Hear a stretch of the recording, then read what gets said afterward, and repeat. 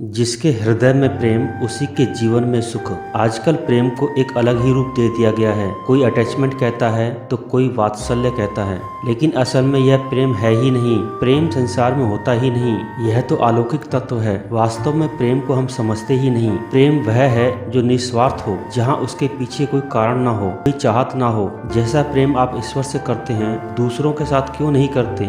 इसके पीछे स्वार्थ ही आड़े आता है। हम अक्सर प्रेम को स्वार्थ के साथ जोड़कर देखते हैं। जब तक मैं हूँ ऐसा अहंकार है, तब तक स्वार्थ है। जहाँ स्वार्थ रहे वहाँ प्रेम होता ही नहीं, और जहाँ प्रेम हो वहाँ स्वार्थ रह नहीं सकता। इसीलिए जहाँ स्वार्थ ना हो वहाँ शुद्ध प्रेम होता है। स्वार्थ कब नहीं होता? मेरा तेरा ना हो तब स्वार्थ नहीं होता।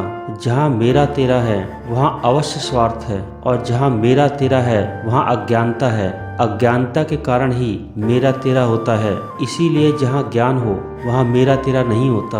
प्रेम संसार की सबसे अनमोल वस्तु है। कबीर ने भी कहा है, ठीक पढ़े पढ़े जग मुआ, पंडित भया न कोय। ढाई आखर प्रेम का, पढ़े सो पंडित होए। मात्र 2.5 अक्षरों में ही दुनिया भर का ज्ञान समाया हुआ है। यदि प्रेम का 2.5 अक्षर समझ लें तो जीवन में महानता को प्राप्त कर लेंगे। प्रेम हो तो कभी बिछड़े ही नहीं। आजकल जिसे लोग प्रेम कहते हैं वह सिर्फ मतलबी प्रेम है, आसक्ति है। प्रेम तो अनासक्त योग है। अनासक्त योग से ही सच्चा प्रेम उत्पन्न होता है। कबीर के अनुसार सच्चा प्रेम वह है जो चढ़े नहीं, घटे नहीं, हर स्थिति में समान रहे। ऐसा प्रेम ज्ञानियों का होता है जो कम ज्यादा नहीं होता। ऐसा प्रेम पूरे विश्व के लिए होता है, सबके लिए एक समान होता है। यही प्रेम परमात्मा का रूप है, और यही सबसे सच्चा प्रेम है। लोगों का प्रेम जो घटता बढ़ता रहता है निर्यासक्ति है। सच्चा प्रेम हमेशा समान रहता है, चाहे कैसी भी परिस्थितियां क्यों ना हो। प्रेम में कोई तब्दीली नहीं आती। जहाँ सच्चा प्रेम होगा वहाँ झगड़ा, लड़ाई, दुख, कष्ट होगा ही नहीं। वहाँ तो सिर्फ प्रेम होगा, सौहार्द और खुशी होगी। और जहाँ यह सब है वही असल जीवन है। जहाँ प्रेम नहीं है वह जीवन जीवन नहीं है। वास्तव में प्रेम में ही पूरी सृष्टि समाई हुई है। इस सृष्टि का कण कण, पशु पक्षी, पेड़ पौधे, मनुष्य या प्रकृति का हर एक अंश, सभी एक दूसरे से जिस डोर से जुड़े हुए हैं वह प्रेम ही है। जहाँ प्रेम का डोर टूटा वहाँ कलह, हिंसा, आपदा, झगड़ा, लड़ाई शुरू होते हैं। इसलिए प्रेम को समझने और उसे सही अर्थों में जीवन में जगह देने से ही जीवन सुखमय हो सकता है। इसीलिए कहा जाता है, जहाँ प्रेम वहाँ परमात्मा। आज के समय में लोग प्रेम को भौतिक तरीके से डिफाइन करने की कोशिश करते हैं। किसी के रेफरेंस में कुछ होने या ना होने को ही प्रेम कहते हैं, कुछ जताने या ना जताने को ही प्रेम कहते हैं।